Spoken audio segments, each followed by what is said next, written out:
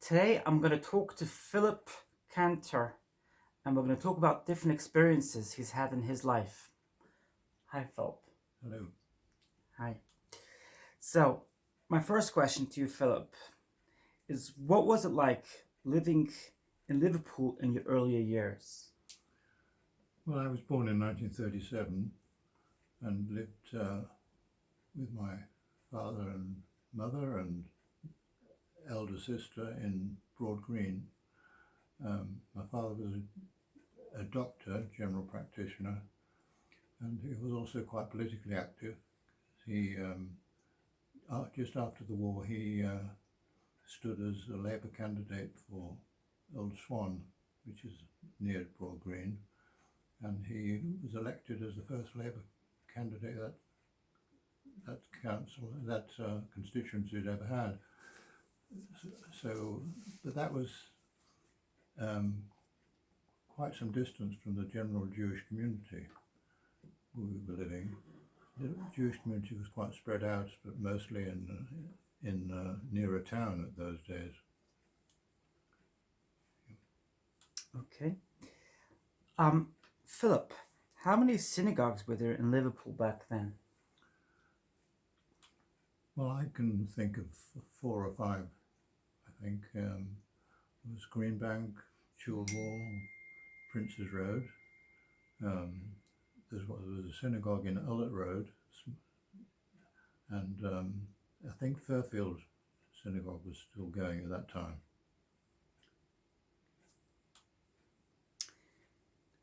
Philip, could you tell me what happened in the riots in the 80s? What happened to your office and your firm? Well, I was a solicitor, and I still am a solicitor, but I had a firm which had an office in Liverpool 8, and it was in part of a building which was destroyed in the riots, so the whole office was destroyed, along with everything else, and we lost most of our files from that particular office.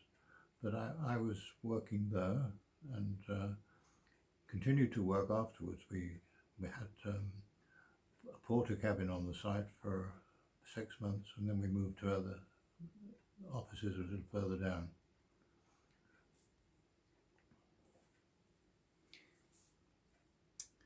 Philip,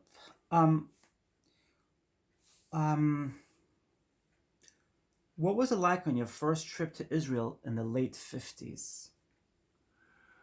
I think my first trip was in 1958, and I went with a group of young people on the scheme, and I was really taken with the country. I think the atmosphere was wonderful then, and we worked on a kibbutz for some time and did other things, taken around the country all over the place, and it was just a wonderful experience. Philip, can I ask you, were there any Reform synagogues in Liverpool back in the 40s? Well, we didn't go to a Reform synagogue, and I don't recall the one being here. I may be wrong about that. Philip, what was your first Aliyah like? Could you share it with us? My first Aliya was very end of 1962, very cold winter in England, and first I stayed in Israel for about 4 months, actually, in Jerusalem on a residential Ulpan Etzion, which is, I think, the first Ulpan in Israel, and it was a wonderful experience. I met some marvelous people, especially at that Ulpan, and kept in touch with them for many years afterwards. There's people from so many different countries there. A lot of South Americans from Argentina, and some from Brazil. There were Indians. There were people from all over the world, and it was just wonderful being in Jerusalem at that time. And when was your second Aliyah? My second Aliya was Actually, I think I should talk to you a bit more about the first because um, was a special experience when the country was very different from what it is today. Because my second Aliya was a good deal later, it was 1986. But well, I'll tell you about the second Aliya then. Second Aliya was I went with my wife and my two children. Well, my daughter was already there, and my parents. It was a family Aliyah. My father was 80, my mother was 77, and they went. We all went together really, except for my daughter who was there. My son went to the Woodges experience in Arad, and he met Amos Oz when he was there, because he was living in Arad at the time, came to address the students. But we had a very good Aliyah. We went to, first of all, to Ulpan in Ra'anana, stayed in residential Ulpan as well for 5 or 6 months, I think, to learn Hebrew and to try and get acclimatized. And then we moved to a flat in Kfar Saba, and I requalified as a lawyer in Israel, and had a job for a time in a lawyer's office in Hadera. My wife was teaching English, but she was also working a bit as a social worker with Holocaust survivors, and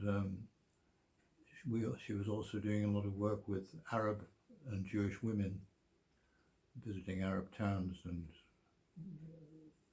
we had parties in our house with Arab women and Jewish women, and we were doing a lot of work politically, generally, in the peace movement.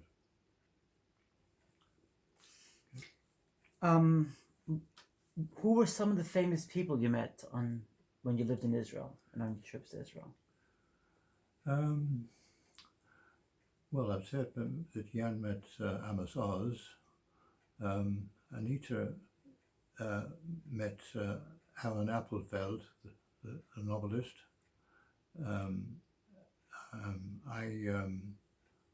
I had some dealings with Eben, some correspondence with him,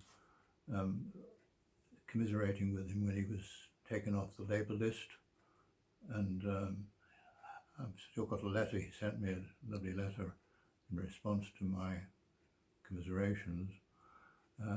I also met the president, Chaim Herzog, because he was giving the prizes out when I qualified as a lawyer, and I even asked him to play golf, and he jumped at the idea, but we never actually got around to it. That's lovely. And one last question: what's it like praying at the Princess Road Synagogue? Praying. Davining.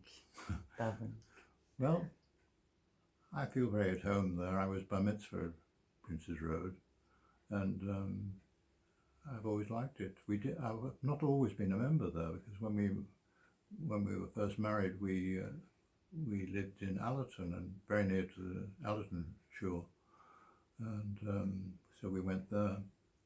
And but I had been at Princess Road in my earlier days. We actually lived in Rodney Street for a time, so it was our local shul. But I've always liked the atmosphere in Princess Road, and although it's not everybody's idea of what an Orthodox shul should be, but I think it's fine for me. And if I could just ask you the question which I asked you before about what you would tell the younger generation, what would you tell the younger generation struggling with problems, looking back and reflecting on your generation? Well, I think we had it much easier.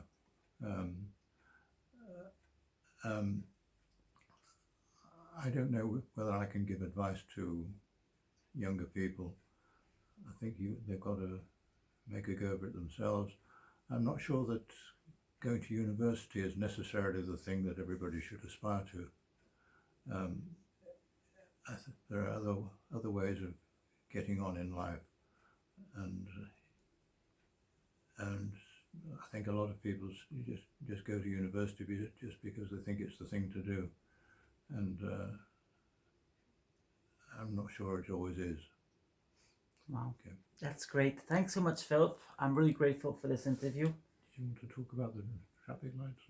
Oh, I want to ask Philip about the fact that a couple of days ago, Philip was telling me that there were no traffic lights in Jerusalem back in the 50s, and if you could please elaborate on that. Yes. When I lived in Jerusalem in 1963, I was there. I was witness to the first traffic lights which were erected at the corner of Ben Yehuda and Melech George. And I was also there when the first supermarket in the city was put there. When I lived there were very few cars, and I was walking absolutely everywhere all the time, and it was wonderful. Although you couldn't walk to the old city, of course, at that time. That's great. Thanks so much, Philip. I am so grateful for your kind interview. Looking forward to seeing my viewers, subscribers, and friends in the next video. If you liked the video, press the like button. And if you're subscribed, you'll get to see those videos right away. Thanks so much. Looking forward to seeing you in my next video.